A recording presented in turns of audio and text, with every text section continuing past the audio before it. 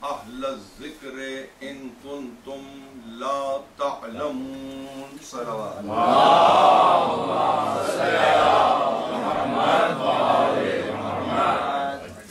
عزیزان محترم، آپ کی تشریف آوری میرے لیے نہ صرف یہ کہ باعث راحت و طمانینت ہے، بلکہ اپنے لیے خوش نصیبی سمجھتا ہوں کہ بہترین سننے والوں کے درمیان دوبارہ ہم ایک معین عنوان پر یہاں گفتگو کر رہے ہیں، اور وہ عنوان ہے ذکر اور فکر. لیکن اس کے ساتھ ساتھ جیسے کہ میں عرض کرتا ہوں اپنی تقاریر میں کہ کوئی بھی بولنے والا اپنے ماحول سے متاثر ہوئے بغیر نہیں رہ سکتا. اور جب ظاہر ہے کہ نہ صرف ہمارے بولنے والے اپنے آپ کو اس بارگاہ میں اس انداز سے پیش کر رہے ہوں کہ اپنے بہترین کلام کے ساتھ اور اس نذرانہ عقیدت کے ساتھ کہ جسے قبول اگر کر لیا جائے اور اس کو سب پر تقسیم کر دیا جائے تو شفاعت یقینی ہے. کیا کہنا ہے. یہ ایمان اور یہ ایقان ہے ہمارا مجالس کے تعلق سے. اس میں یہاں اردو و کلا کی بحث نہیں ہے، بلکہ یہاں پر جو گفتگو ہے وہ یہ ہے کہ وہ جسے چاہیں پسند کر لیں، وہ جسے چاہیں اپنی بارگاہ میں مقبول کر لیں، وہ جسے چاہیں اپنی بارگاہ میں بلند کر لیں. یہی ہے کل زندگی، اور اسی کی تگ و دو میں ہم یہاں تک تو نکل آئے کہ آج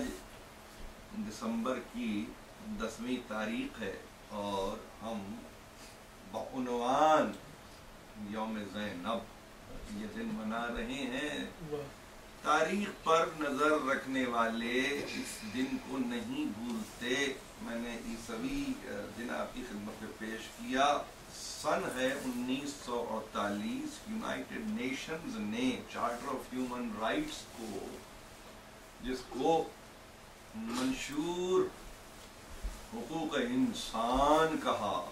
یہ حقوق انسانی کے ایک ایسے منشور کو مقبول کیا کہ جس کے تعلق سے کہا کہ اب جو زحمتیں انسانوں کو اپنے حق کو پانے کے لیے ہوتی رہی ہیں وہ زحمتیں اب نہیں ہوں گی. 10ویں تاریخ تھی دسمبر کی سن 48. آج دیکھیں آپ وہ دن منا رہے ہیں جس میں بڑھ کے حق لینے والی نے بہت پہلے بتا دیا منشور بعد میں آئے گا، فیصلہ پہلے. آواز بلند نعرہ صلوات.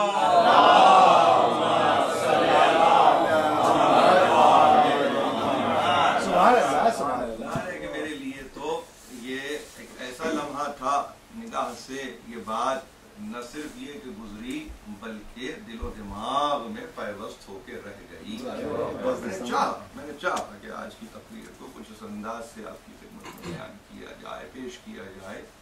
جس میں یہ معلوم ہو کہ صحیح معنوں میں اس تحریک کا آغاز کرنے والا کون ہے. اگر میں آپ سے عرض کروں کہ 30 آرٹیکل ہیں اس منشور میں، اور 5واں آرٹیکل میں دیکھ رہا تھا ان آرٹیکلز کو، تو 5واں آرٹیکل وہ ہے کہ جس میں یہ کہا گیا کہ انسانوں کی دنیا میں اب کسی کو کسی بھی قسم سے ہیومیلیٹ نہیں کیا جائے گا. یہ 5واں آرٹیکل ہے. اس کی ڈگنیٹی کو چیلنج نہیں کیا جائے گا، اس کو پرسیکیوٹ نہیں کیا جائے گا، اور اس کو ٹارچر نہیں دیا جائے گا، اس کو کسی طرح سے ڈیگریڈ نہیں کیا جائے گا. یہ سارے لفظ اس 5ویں آرٹیکل میں موجود ہیں. اور میں نے ظاہر ہے کہ اس 5ویں آرٹیکل کو جب میں نے پڑھا تو یقین جانیے کہ وقت لگا متمدن قوموں کو سمجھنے میں. وقت لگا. تو اب سن 48 اور 2011 52 برس اس صدی کے، یہ 11 برس تو 63 برس پرانی بات ہے، کوئی زیادہ پرانی بات نہیں ہے. لیکن اگر یوں سمجھ لیجئے کہ 1433 ہجری میں آپ ہیں تو گویا 1370 برس ہوئے اس پورے مسئلے کو.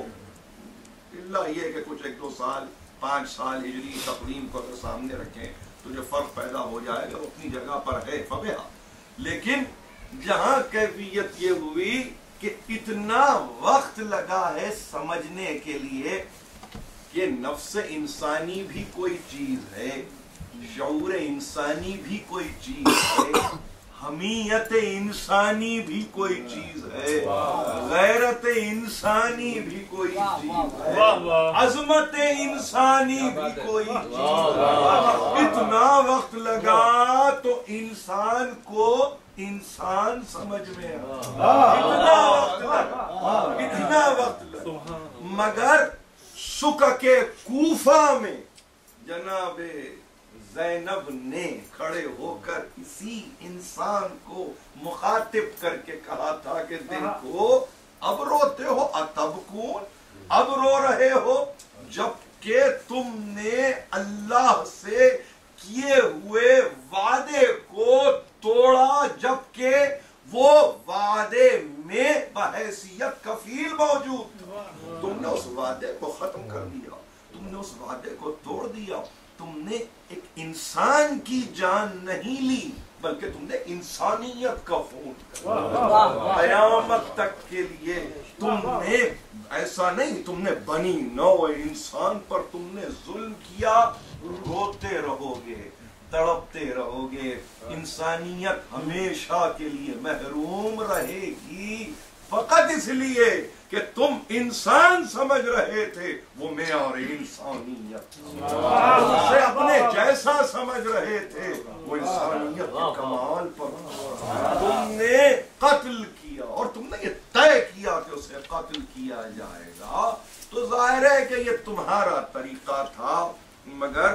یہ ایسی صورت تھی جس میں نقصان میں تم ہی رہے. دیکھیے میں عرض کروں آپ سے کہ یہ گفتگو کرتے ہوئے ظاہر ہے کہ اتنی موضوع اور اتنی معین ہمارے پاس گفتگو کی ہے. شعراء نے، ہمارے وسیم صاحب یہاں بیٹھے ہیں، کریم صاحب یہاں بیٹھے ہیں، عبدالفتاح صاحب یہاں تشریف فرما ہیں. ہمارے پاس پڑھنے والوں میں ظاہر ہے کہ عابد چنگیزی اس نوجوان نے بہرحال اپنے سمجھے کلام کو ایک انداز سے پیش کیا. ایک بچہ ابو طالب یہاں پر ہے، اس نے بھی ایک انداز سے کلام کو پیش کیا. ظاہر ہے کہ ہر شخص نے اپنے اپنے اعتبار سے بحضور یہ کلام پیش کیا ہے اور میں بھی اس سے غافل نہیں ہوں. لیکن دیکھیے مسئلہ کیا ہے؟ مسئلہ یہ ہے کہ جس ہستی کا ہم تذکرہ کر رہے ہیں اس ہستی کے تعلق سے کچھ امپریشن یہ دیا گیا ہے کہ رونا ہے، رلانا ہے، بکا ہے، گریا ہے، ماتم ہے، نوحہ ہے. یعنی اگر آج کے ٹرمز میں اگر آپ اس کو کسی طرح سے ڈیفائن کریں یا چھوڑ دیجیے اس بات کو، کسی آپ بہترین نفسیات کے ایسے پروفیسر کے پاس جائیں کہ جو ایکسپرٹ ہے تو وہ یہ سارے ایلیمنٹس کو ایک جگہ جمع کر کے وہ یہ کہے گا کہ اس میں تو پیتھیٹک گفتگو ہوگی، پیتھوس پر مبنی گفتگو ہوگی، ہرما اور یاس پر مبنی گفتگو ہوگی. اس میں ظاہر ہے کہ غم ہی غم ہے، ہم کا کوئی پہلو نظر نہیں آتا. ظاہر ہے کہ یہ ایک تصور تو ہے جو کہ اس نتیجے سے بظاہر قائم کیا جا سکتا ہے. لیکن جناب زینب کی قوتوں کو سمجھنے والا اگر شخصیت کو پہلے رکھے اور صفات کو بعد میں دیکھنا شروع کرے تو آپ یقین جانیے کہ وہ اپنے طور پر کچھ یہ طے کرے گا کہ نہیں، اس میں فقط یہ امکان پوشیدہ نہیں ہے بلکہ اس میں ایک امکانی قوت بھی پوشیدہ ہے، امکانی قوت بھی پوشیدہ ہے اس تذکرے میں۔ آپ میں ظاہر ہے کہ ہم جدید علوم پر نظر رکھتے ہیں، ایک خاص بحث ہے آج کل جو کہ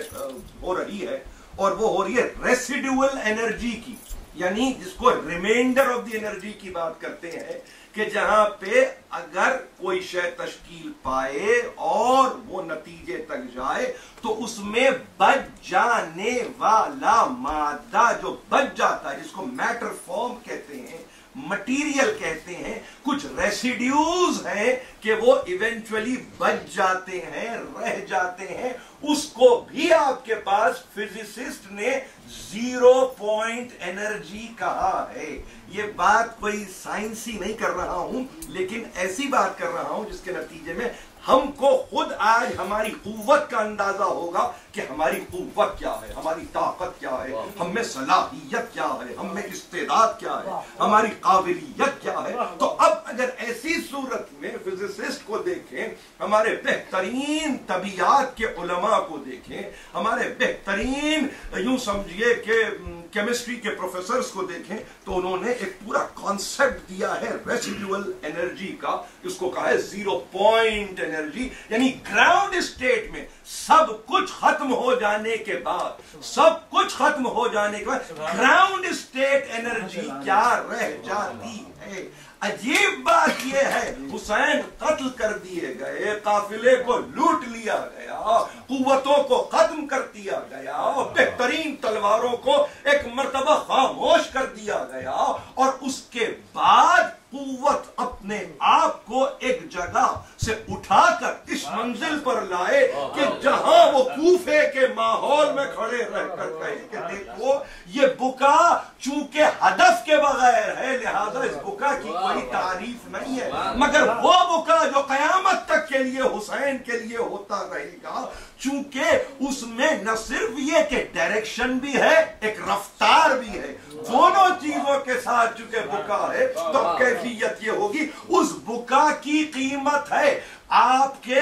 دل و دماغ کو سامنے رکھ کر اگر آپ سے کوئی یہ کہے کہ آنسو جس طرح سے بہتے ہیں آپ کی آنکھوں سے نکل کے، آپ کے رخسار سے گزر کے، اگر بارش ہے تو ریش سے گزر کے آپ کے دامن کا حصہ بن کے جذب ہونے تک کی وہ گراؤنڈ اسٹیٹ انرجی ہے جس کا آج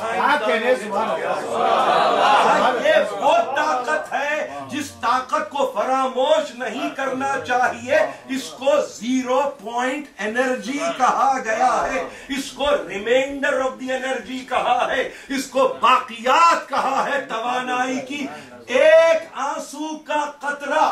آپ کے لیے اس اہمیت کا حامل ہے کہ جس کو کہنے والے سائنسدان نے، اس طبقہ سائنسدان نے اس علم کے یوں سمجھیے کہ ایکسپوننٹس نے یہ کہا ہے کہ وہ خود ایک انرجی ہے، وہ فارم آف انرجی ہے، اور انرجی اپنی قوت کو کبھی زائل کرتی ہی نہیں، کسی نہ کسی شیپ فارم میں باقی رہ جاتی ہے۔ اس آنسو کی اہمیت کا اندازہ کسی اور نے نہیں بتایا، مجھے 0 پوائنٹ انرجی آج نہیں معلوم تھی، مجھے فاطمہ زہرا نے اس قوت کے تعلق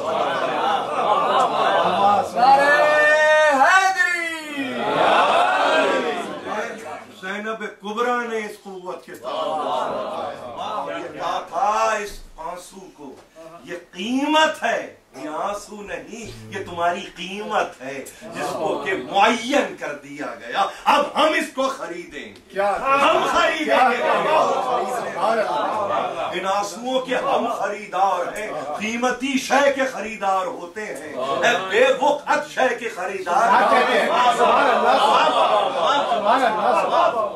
ایک فکری بحث ہے، میں نے عرض کیا ہے، نہیں معلوم اپنے آپ کو اس عزاخانے میں محفل ابو طالب میں کچھ بعد اس انداز سے رہا ہوں کہ قلیل تعداد میں وہ گفتگو کی جائے نہ صرف جو کہ محفوظ رہ جائے بلکہ اس